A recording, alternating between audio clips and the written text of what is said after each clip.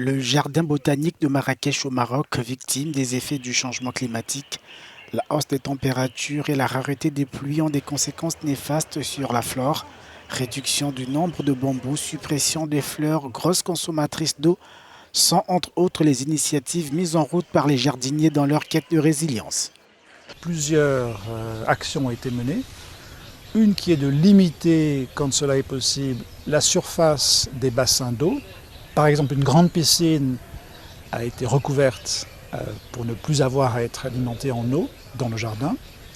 Une autre technique qui est de recueillir tout ce qui tombe des arbres, branches, feuilles, tout ce qui est coupé par l'équipe des jardiniers, de le broyer dans une station de compostage sur le jardin lui-même et de disposer au pied de certains sujets ce qu'on appelle du mulch. La priorité a aussi été donnée aux plantes qui résistent à la sécheresse, mais pas que. L'herbe très gourmande en eau a été remplacée par des petites pierres. Dès 2010, d'enlever toutes les surfaces engazonnées et de les remplacer par des petites pierres roses qui consomment moins d'eau que le gazon et qui ont aussi une vertu esthétique qui est de faire ressortir la verdeur des plantes, leur architecture, plutôt que de mettre une plante verte sur un fond vert. L'utilisation des eaux usées a également été mise en œuvre comme solution d'adaptation. La différence est visible.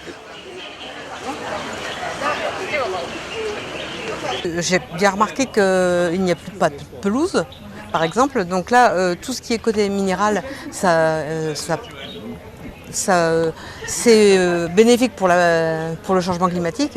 Et effectivement, on peut se poser la question de savoir jusqu'à quand on pourra conserver ce jardin dans un tel état sans gaspiller d'eau.